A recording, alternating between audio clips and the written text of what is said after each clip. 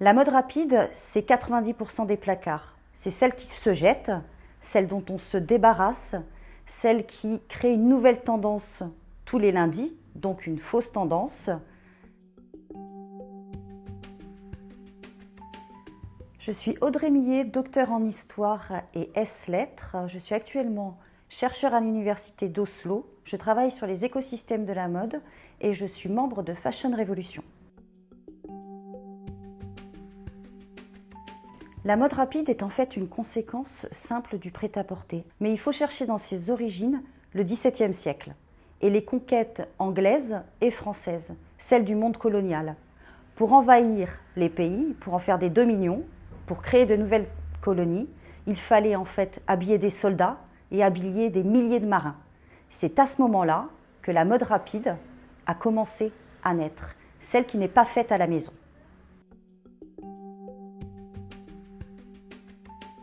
Alors, la fabrication, nous avons un problème de teinture qui vont abîmer les corps. Alors corps des ouvriers bien entendu, mais également corps des consommateurs, des problèmes sanitaires, des problèmes de sécurité et des problèmes de salaire vital. En ce qui concerne les salaires, c'est formidable d'avoir un salaire minimum, sauf si ce salaire minimum ne permet pas de se nourrir, de se loger, de se laver et d'éduquer ses enfants. Le salaire minimum n'est pas vital en Asie du Sud-Est, mais on retrouve aussi ces problèmes-là au cœur de l'Angleterre, à Leicester, avec des illégalités, des contrats à côté des contrats, du marché noir à 3 € de l'heure. Les femmes sont, selon les statistiques, de plus grandes consommatrices de vêtements ou de produits relevant des apparences.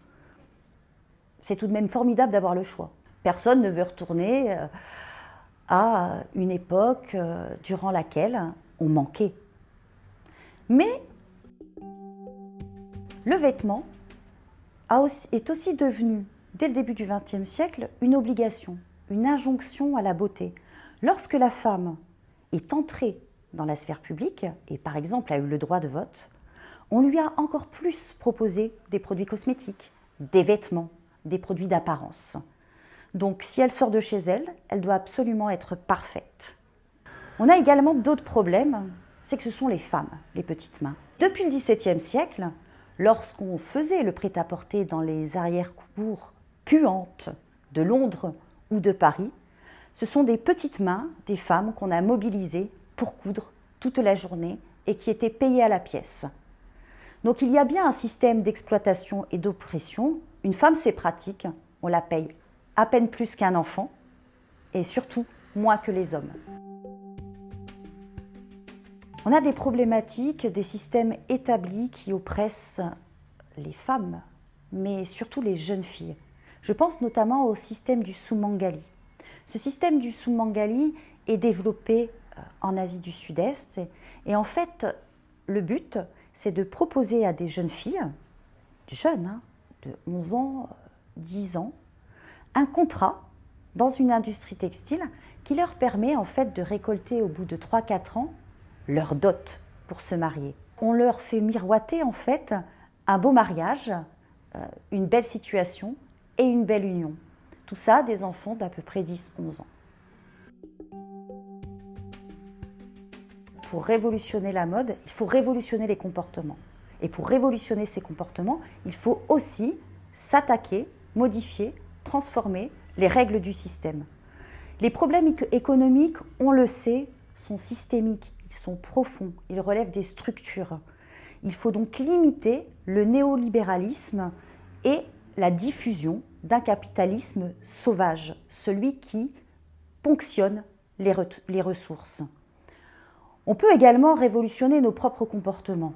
Numéro 1, achetez moins, tout simplement. Redonner du sens à ses achats. Numéro 2, se renseigner sur la provenance de vêtements. Et numéro 3, résister. Résister à cet achat compulsif. Lorsque vous achetez un vêtement, vous devez savoir d'où il vient, par qui il a été fait, dans quelles conditions et quels sont les produits qu'il contient. Il faut également s'interroger, et il est nécessaire de refaire le lien entre producteurs, agriculteurs et consommateurs.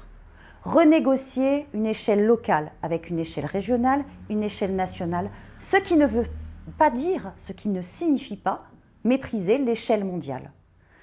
Il faut enfin prendre en compte tous ces points et avoir un comportement révolutionnaire, révolutionnaire doux, révolutionnaire tendre, mais celui qui demande des comptes, celui qui exige de savoir ce que l'on porte, comment cela a été fait et qu'est-ce qui passe par les pores de notre peau.